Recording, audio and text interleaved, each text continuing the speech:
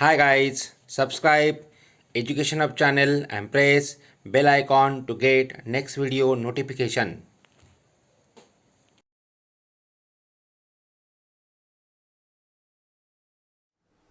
Hello students, welcome back.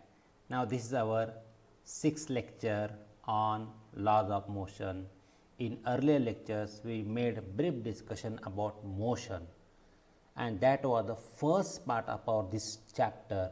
Now we have to start the second part of the chapter, and in this part we will discuss about laws of motion. Now Newton's laws of motion actually we have to discuss, and before discussing these laws of motion, one physical quantity we must know, and that physical quantity is nothing but force. Now what is force? We already defined in earlier standard, and force is defined as, look at here, the physical quantity which changes, look at it, the physical quantity which changes or tends to change. दोन गोष्टी सांगितल्या बघा, काय, the state of rest or of uniform motion of the object in straight line or dimension of the object is called force. आपण एवढा पाठ सोडून दे वाटल्यास. ओके, ती पण व्याख्या आहे फोर्सची. एखाद्या पदार्थाची स्टेट ऑफ रेस्ट स्थिर अवस्था and state of uniform motion straight line म्हणजे एका सरळ रेषेत कॉन्स्टंट मोशनने चालायची अवस्था, ही बदलण्यासाठी जी फिजिकल क्वांटिटी लागते त्या फिजिकल क्वांटिटीला फोर्स असं म्हणतात. फोर्स वी कॉल ॲज, मी तर फोर्सला एफर्ट असं म्हणतो. फोर्स इज अ एफर्ट, प्रयत्न येतो. आता हा कशासाठी केलेला प्रयत्न आहे बरं हो?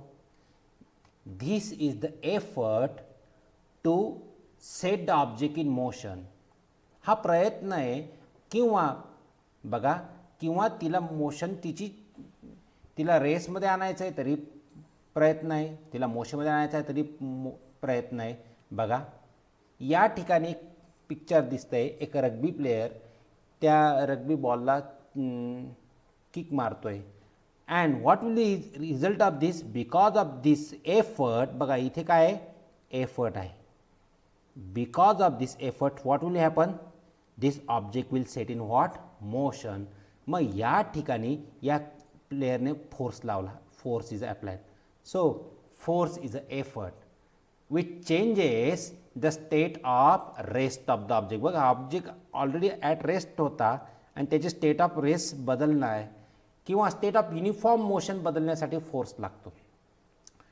Okay, but here also one thing is given, tends to change. The physical quantity which changes or tends to change, बदलण्याचा प्रयत्न करतो.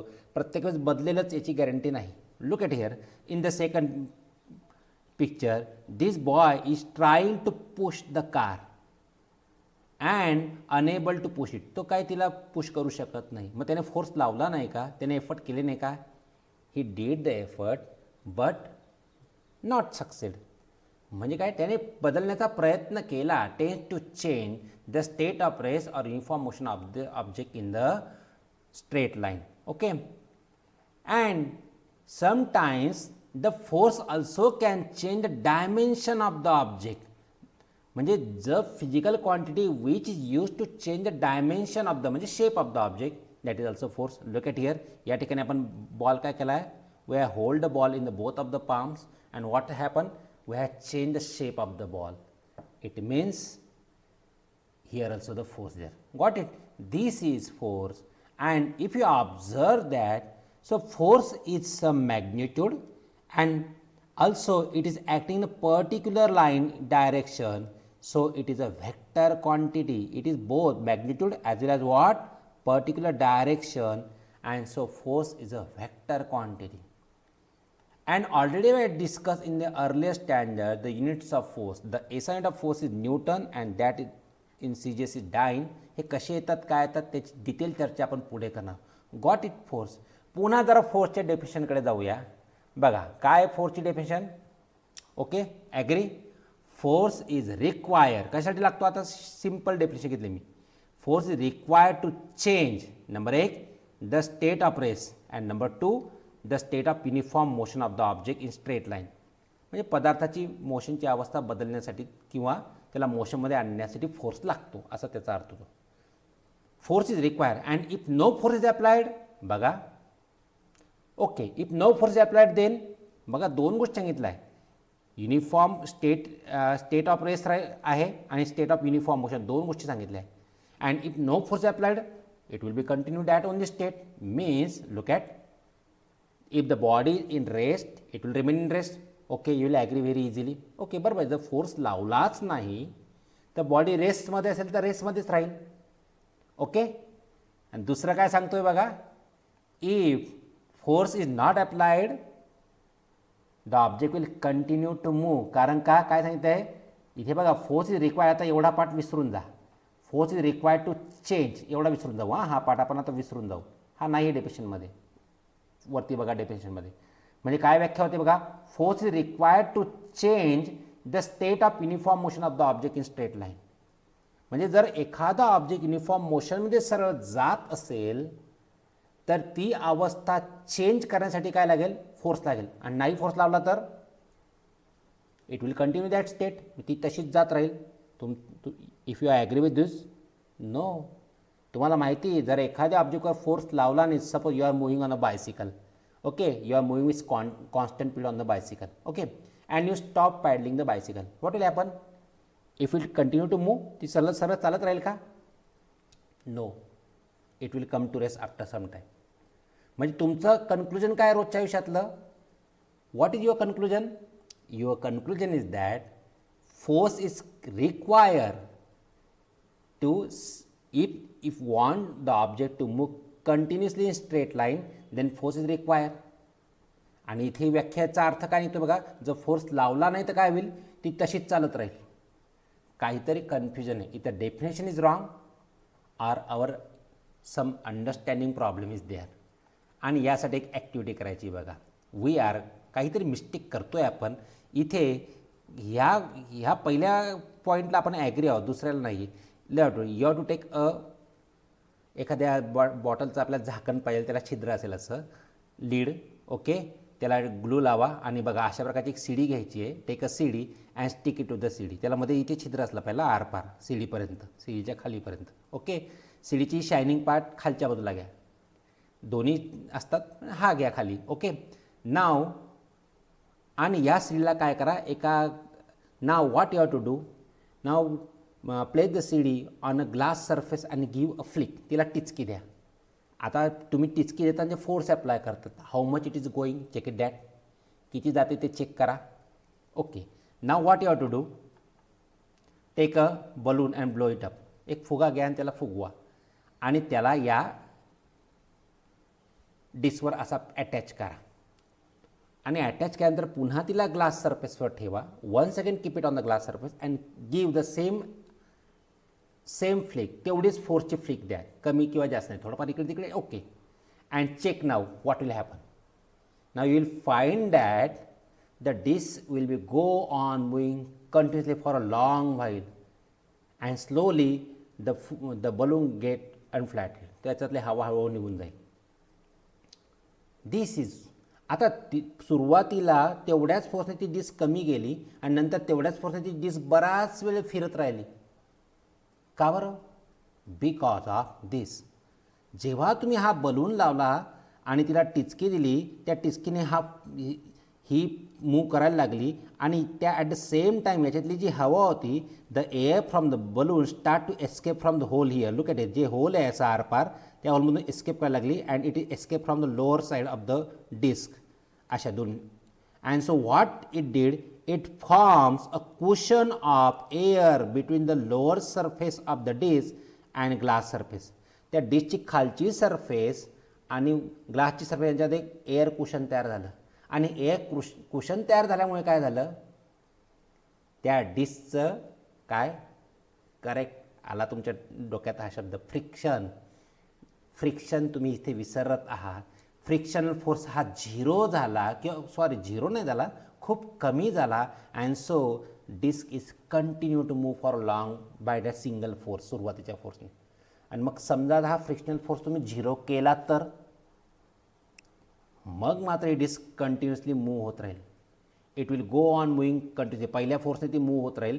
आणि suppose you have to stop this disk, you have to change its motion, then what you have to do, then you have to make what, correct efforts.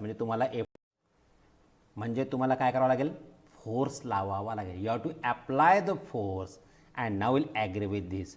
म्हणजेच जर friction 0 असेल आणि एखादी object move करत असेल आणि जर त्याला फोर्स लावला तर काय होईल, it will continue to move in the same direction. This is the definition of force. Got it? Now we have to discuss different types of forces. आपल्या इथे कामाच्या पण पूर्ण generally on object there are different types of forces are acting. Suppose we are kept, आता इथे पहिले balance force म्हणजे काय समजून घ्या. आपण या इथे एखादा टेबल घेऊया. Suppose this here is a table and here you keep a object on the table. So what will happen, this object will apply force on the table from downward direction and table will apply the force on the upward direction. म्हणजेच काय, एका ऑब्जेक्टवर अनेक force लागत असतात. Look at here, if the resultant of all the forces acting on a body is 0 then the forces are called balance forces. मग एखाद्या ऑब्जेक्टवर लागणाऱ्या सगळ्या फोर्सची गोळा बेरीज, कारण फोर्स इज डायरेक्टेड क्वांटिटी आणि डायरेक्टेड क्वांटिटीमध्ये एक प्लस असेल तर दुसरा म्हणजे डायरेक्शनवर डिपेंड आहे ती. So if sum of all the force are acting on a body 0 then they forces are called what, balance forces. For this purpose we are taken example. ही खेळण्यातली गाडी घेतली बघा आणि काय करतोय, we are pushing from one finger in the forward direction and by the other finger in backward direction equally. As both the force are balancing each other, what will happen, the car will remain in steady direction, रेस्टवर राहणार ती. Or in second you are pulling the tug of war, आपण रस्सी खेच खेळतो. Look at here the party, आपण या team A आणि टीम बी म्हणूया. Both are applying what, equal and opposite forces. मग याला एकाला प्लस घेतला, समजा याला मायनस घेतला, so sum of both will what 0 and at the resultant of both the force acting on the rope or this is 0. So what will happen, no party will move towards either side. So this is the balance force. And when balance force is acting on the body, बघा, if the number of balance force acts on a body then body continue to remain in the stationary position in the state of or in the state of uniform motion. ती रेसमध्ये असेल तर रेसलाच राहील किंवा uniform मोशनमध्ये असेल तर uniform मोशनमध्ये राहील, कारण तिला अपोज करायला किंवा हेल्प करायला फोर्स नाहीच आहे गाडीवर आणि मग ती तशीच राहील, त्या स्टेटमध्ये राहील. Okay. Second is unbalance force. आता हा सोपा आहे. If the resultant of all the forces acting on the body is not 0 then that forces are called as what, unbalance forces. Got it? This is simple.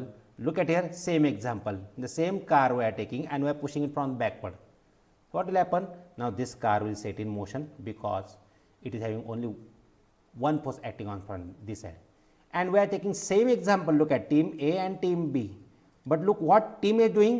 Team A is applying 400 Newton force and team B is applying suppose 300 Newton force. Plus and minus मुद्दाम घेतले opposite म्हणून.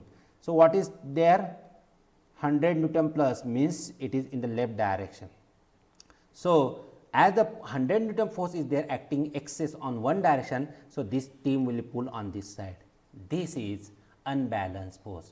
Means when unbalanced force acts on the body, then it can set a stationary object in motion or can bring back the moving body to the rest. Can, कारण प्रत्येक force तिला मोशनमध्ये आणायला किंवा तिला stop करायला sufficient असेलच असं नाही. कॅन शब्द ते सांगतो. इट कॅन, करू शकतो, करेलच असं नाही. It should be sufficient. Okay. This is balance force and unbalance force.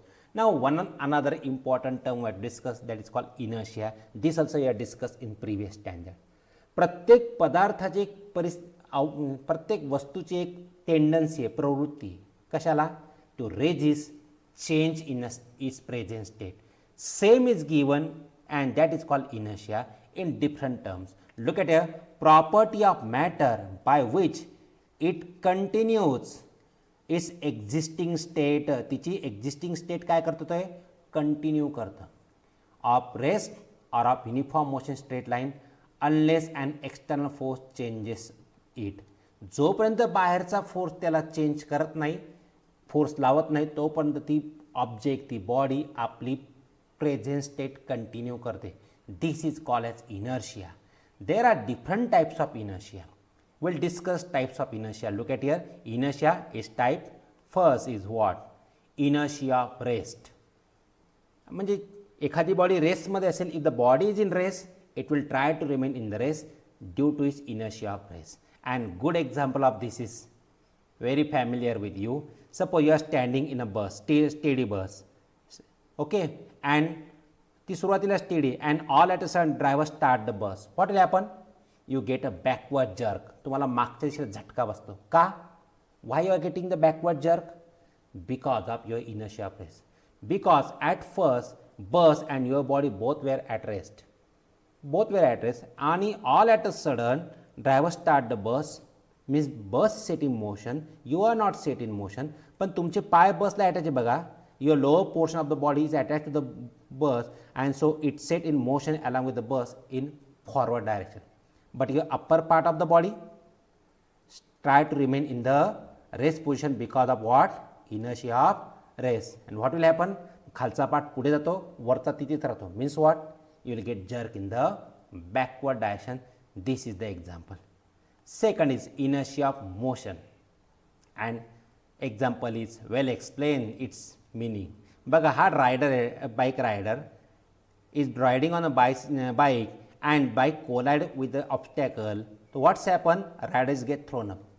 का? Because before colliding both the rider and the bike both were in motion, both were having their inertia of motion. And when the bikes collide on the obstacle, its motion is get opposed.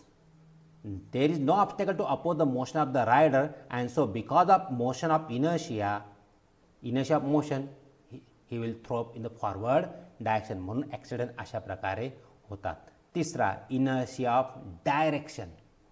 Look at here. This is also you might be familiar with this. When you are sitting in a merry-go-round and it takes a turn like this, sharp turn towards the right, you get bent towards the left side. Why? Because of inertia of direction. You try to maintain your previous direction of motion because of inertia of direction, and this is happen because of that. So this is inertia, and now we can discuss Newton's laws of motion. Now to discuss Newton's laws of motion, where to again find out the meaning of the following statement. Reason काही सांगता येतं का बघा. A static object does not move without the application of force. आणि आता आपण सांगतो because what? It is having what? Inertia. त्याला inertia आहे. जोपर्यंत त्याचा inertia सेटअप होत नाही, त्याला पुरेसा फोर्स लागत नाही, it will remains in its state of rest because of inertia. Mass is a measure of inertia. जितका मास जास्त तितका inertia जास्त. Second, the force which is sufficient to lift book, it is not sufficient to lift the table.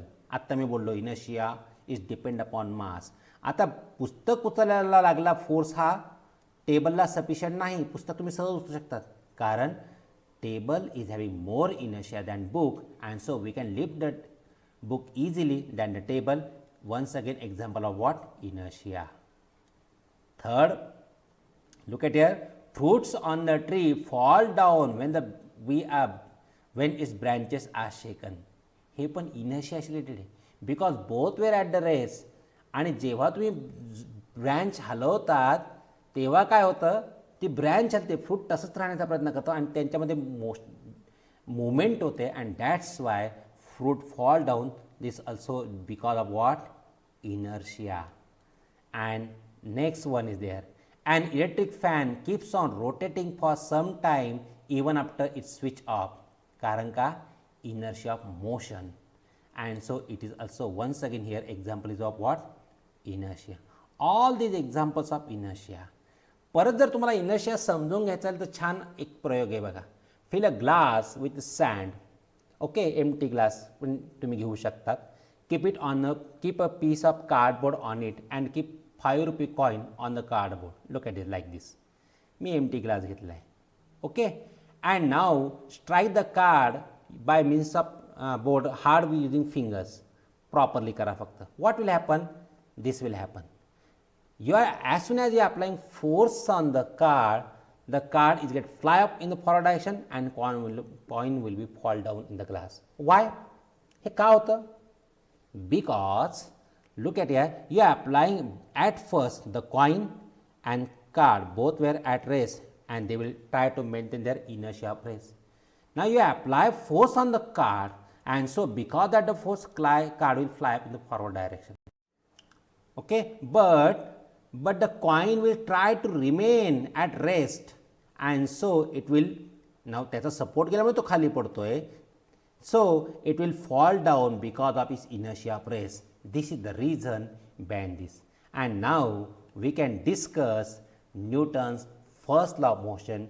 It is also called as law of inertia because all the examples of inertia are explained by first law of motion. किंवा first law of motion म्हणजे law of inertia आहे किंवा आपण जो फोर्सचा व्याख्या बघितली तीच आहे बघा. एव्हरी ऑब्जेक्ट आपण इनॅनिमेट ऑब्जेक्ट म्हणूया, निर्जीव सजीवालाही लागू नये. Every inanimate object continue to remain at rest or in a state of uniform motion along a straight line unless an external unbalanced force acts on it. काय सांगितलं आहे बघा न्यूटनने पहिल्या नियमामध्ये? न्यूटन आपल्या इतक्याच फॅमिलियर, इतक्याच जवळचे की आपण त्यांना आरे कार्य करतो. न्यूटनने काय म्हटलं आहे? न्यूटन इतक्या आपल्या रोजच्या जीवनात इन्वॉल्ड आहेत.